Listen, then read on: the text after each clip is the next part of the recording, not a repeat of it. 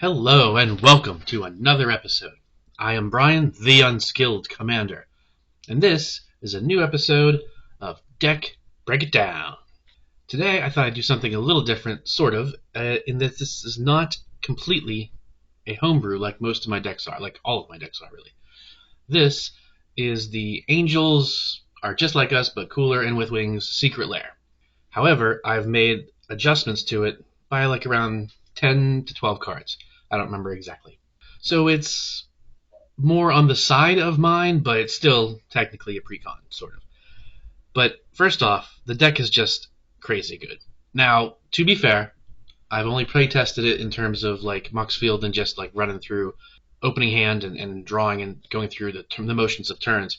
I haven't actually played it against people yet. So right there, how do you know it's really good? Granted. However, the way the deck worked and the synergy with the cards that they gave you, and they give you some pretty decent cards, not only in function, but value. You know, some of the cards that I got in this deck I never had before because, you know, they were not too expensive. There's no, like, $100 cards in the deck that you buy, but even so, $20 cards or $30 cards are still kind of pricey. Like, I only get them on every once in a while, and they go into one deck, and I don't have multiples of them, that sort of thing. But let's go ahead and jump into the actual deck itself and see what we have here. First up, we've got 38 lands. Now, the deck actually comes with 39, and I felt that when I was playtesting it, I kept getting mana flooded too much. I wanted to take out 2, but I was like, you know what? Angels are extremely like high cost to play them, high mana values, so let's leave in 1. So I took out 1, dropped it down to 38 lands. We've got these, the bulk of them are the nice, oops, that's the street over here. You know, Secret Lair planes, they're foil, which is kind of cool. A lot of the, like I'd say about half the deck came foiled, which is pretty sweet. Then the non-basic lands are pretty much what you'd expect. From there, we got like Mirrored Landscape, the Seraph Sanctuary, which you gain a life at a time an angel enters the battlefield, so of course that's got to be an angel deck. War Room, which is a new card for me. You can pay 3, tap it, and then pay life equal to the number of colors in your commander's color identity to draw a card. Well, that's cool because it's a monocolor deck. It's all white, so you tap 3, tap it, or pay 3, tap it, and pay 1 life. You get to draw a card. And then this Karu, which is also a new card for me, pretty cool. It comes in tapped, but when it comes into play, return an untapped planes you control, and it just taps for 2 mana. Like it taps for a white and a colorless, which isn't anything new. There's a lot of, I have lands in other decks that are similar, where it's like you play them, you have to bounce an untapped basic to your hand of a specific type, otherwise you lose the land. But I've just never seen this Karu before, so that was cool. But it's a pretty solid land base. It works really well in terms of like getting the lands you need. I don't think so far I've ever really been behind on lands. Next up, we've got Instants. Now we only have 4 instants, and they're pretty much just answers. You've got your standards of Swords to Plowshares, Path to Exile, your absolute givens in any white deck. We've got Invoke the Divine and Return to Dust, which target artifacts and enchantments because, you know, it's really easy.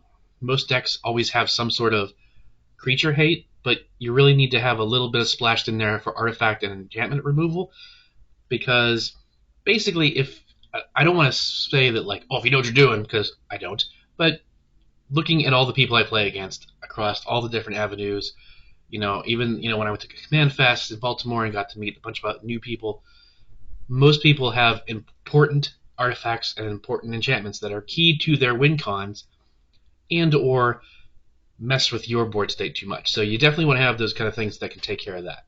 Next up, we've got sorceries, and we only have 5 sorceries. Your obvious one, Entreat the Angels. You pay 3 white and then double X to put X 4/4 white angels onto the battlefield with flying. And then some more answers. We got some more destroy artifacts, destroy creatures, you know, dismantling wave, cleansing nova, things like that. So your instants and sorceries are where you're going to have a lot of your interactions and your removal. Next up, we've got enchantments. Again, only 4, so I think you can see where the bulk of the deck is lying. But we've got some cool enchantments. We've got Angelic Accord. At the beginning of your end step, if you gain 4 or more life, put a 4/4 angel on the battlefield. We've got Dawn of Hope, where whenever you gain life, if you pay 2, you can draw a card. And you can also use it to create 1/1 soldiers with lifelink.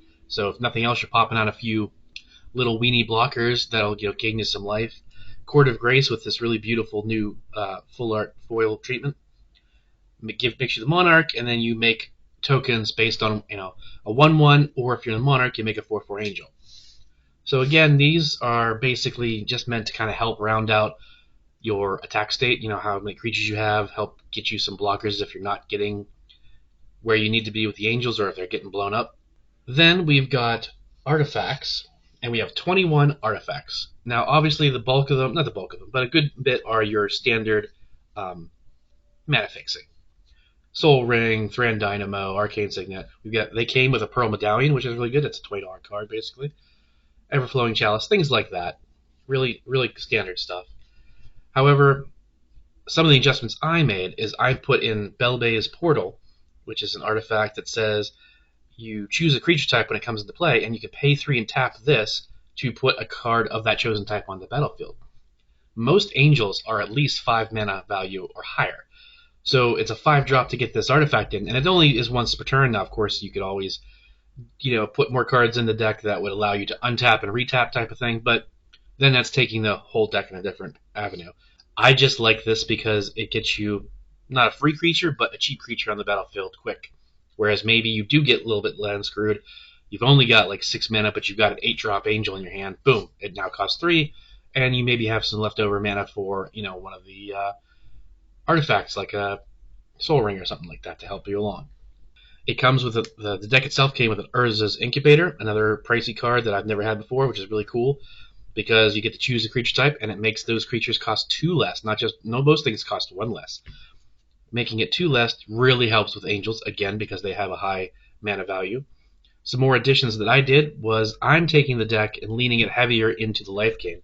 So I put Almar's Archive and Aetherflux Reservoir in there in an effort to really ramp up the life gain and potentially snipe somebody with an Aetherflux in a pinch. Because the fun thing about Aetherflux is that if you are above 50, even if you're just at 51, it makes people back off because, oh, well, I'm going to do an artifact removal to get rid of your thing. Well, cool. In response, I can instant speed, sacrifice 50 life, and just kill you. I'll go down to 1 life, but you'll be dead, and then your spell goes off the stack. So Aetherflux stays. Now, I'm at 1 life, so someone would easily kill me with something, but it's still a threat that makes people second guess whether they want to do anything to your board state or even look at you funny. And the higher you can get above 50, the better that cushion is, because now it's like, oh, I'm at 70 life because these Angels went off. Cool. You even remotely think about trying to touch my board state, boom, you're dead, and now I still got 20 life to play with. The deck itself came with things like Sword of the Animist, which helps get lands out of there because white is notoriously bad. White and blue, I think, are some of the hardest ones to ramp in. So that's always a good card for a white deck, especially if you're going to be attacking a lot, whether it's with your commander or not. If you're going to have an attack-heavy deck that's white, and it doesn't have to be an equipment deck, just toss that in there if you have the spot for it, because it'll help get your lands out of there. Comes with this beautiful full art foil, new version of Commander's Plate, just gorgeous, and it gives the whatever quick creature protection from the colors that aren't in the commander's identity. Again, it's a monocolor deck, so it now protects you from everything except for white. And then, of course, I leaned into, and I need to get, I know there's at least 1 or 2 more that I don't have extras of that I could put in, but it came with a Vanquisher's Banner. I put a Herald's Horn in, so it's all about, again, that makes the creatures cost 1 less. This buffs those creatures, those kind of things. Here's a Uxtra's Monument. White creatures cost 1 less. They're all white creatures. So now with Urza's Incubator, these 2 things out, now all Angels cost 4 less to cast. That's crazy good. You got your protection, Lightning Greaves, and with Boots to protect the commander, which we'll get to in a minute. I tossed in this gorgeous Extra Planar Lens. It didn't come with the deck. I bought it from the new set because I loved it. But again, it's helping, mana ramp because Angels are expensive. So when it comes in, you exile a land under it. Every land that shares a name with it pops out an extra mana when you tap it. So you bring out Extra Planar Lens, exile a Plains. Now every time your Plains tap for 2. Things like that. Now before we get into the creatures, we will discuss the commander, and I changed the commander. Basically, the original set was designed around the fusion angels, Giselle and Bruna, with the gorgeous art, and we'll get to them. But I was like, they're expensive. Like, one's only 4 mana, but the other one's more, and it's like, they're cool and they have decent abilities. Well, the one does, but the other one, it's really just you get them both out and you fuse them, and then it's one big creature that has some cool abilities, but that doesn't really help the deck. So within the deck was Gaida, Font of Hope, a 2/2 flying and vigilance, so the vigilance is awesome, and the flying. Every other angel you control enters the battlefield with an additional +1/+1 counter on it for each angel you already control. And it's a mana dork, you can tap it for white to spend it on casting angels if you need it in a pinch. So she can get really crazy real quick, because if you're able to play a couple angels in a row, they're coming out with ever-increasing +1/+1 counters, and since angels tend to be pretty buff to begin with, now you've got yourself like a 7/7, an 8/8, a 9/9 flying angel that has other abilities as well, all from a little 2-drop commander that if it gets blown up, now it's 4. Which is again why those, you got the important protections of Swiftfoot Boots and all that to try and protect her as long as you can. So now, getting to the meat of it, we've got creatures, and there are 27 creatures in this deck. Most of them I left from the actual deck itself. I did change out a couple, and I'll show you those ones. But really, they're just a lot of good angels. They're just really great angels, and support humans, like this top one. Starnheim Aspirant. Starnheim Aspirant. It's only a 2/2, but angel spells cost 2 less to cast. Now, with the other ones, 2, 4, 6, 7. We're up to like, not 2, 4, 6, 7. 2, 4, 5, 6. We're up to angels costing like 6 less to cast if you get all those things out. You'll be dropping angels for like 1 or 2 mana. Then we've got these 2 absolutely gorgeous full art foil new artworks from the Secret Lair itself. Gisela Broken Blade and Bruna the Fading Light. They flip and merge in together if you have them both at the beginning of your end step. Gisela is the better one, and she's the 4-drop, so she would probably be your commander because they don't have partner. Flying first strike and lifelink. Bruna is a 7-drop. She's a little beefier, but not much else past that. All she does is just flip. But they're gorgeous artwork. You got to leave them in there, right? You got some pretty cool support stuff in here, like another gorgeous full art from the set, Archangel of Thune, flying and lifelink, and whenever you gain life, you put a +1/+1 counter on each creature you control. That's insane. Then you've got a human buff or assistant. Whenever you gain 4 life, you make whenever an angel enters the battlefield, under your control, you gain 4 life. And when an angel dies, you can make a 1/1 spirit. That's not so important. I mean, it's helpful because it's blockers, but I'm more interested in you drop an angel, you gain 4 life instantly. Righteous Valkyrie. Whenever another angel or cleric enters the battlefield, you gain life equal to its toughness. So there's a lot of tough angels with like 5s, 6s as their toughness. So now you're gaining 5, 6 life off of that. Valkyrie Harbinger, flying lifelink. And at the beginning of your end step, if you gained 4 more life, you make a 4/4 angel. So now you can see where there's some synergy going there. It's like you play Valkyrie Harbinger with Bishop on the field. You gained 4 life just for her coming in. At your end step, you gained at least 4 life that turn. You make another 4/4 angel. But when that angel comes in, you gain another 4 life off of him. So it's really easy to ramp up your life gain pretty quick. And that's why I want that, Aether Flux Reservoir in there. Some of the replacements I made, just because I had them from the Vault Angels that I got years and years ago. Avacyn Angel of Hope. I mean, how can you not? It's expensive. It's 8 mana to get in, but flying, vigilance, indestructible, and other permanents you have are indestructible. That's permanents. That's not even creatures. Great way to help protect the commander, and also like your Alkmaar's Archive or your Aether Flux or whatever, because now everything's got protection. They have to exile Avacyn before they can touch anything else. I have 2 different Achromas, Vision of Ixidor and Angel of Wrath. They're just good, solid angels that have really good abilities. The Vision one, of course, is a little bit better. At the beginning of each combat, until end of turn, each creature you control, each other creature, gets +1/+1 if it has flying.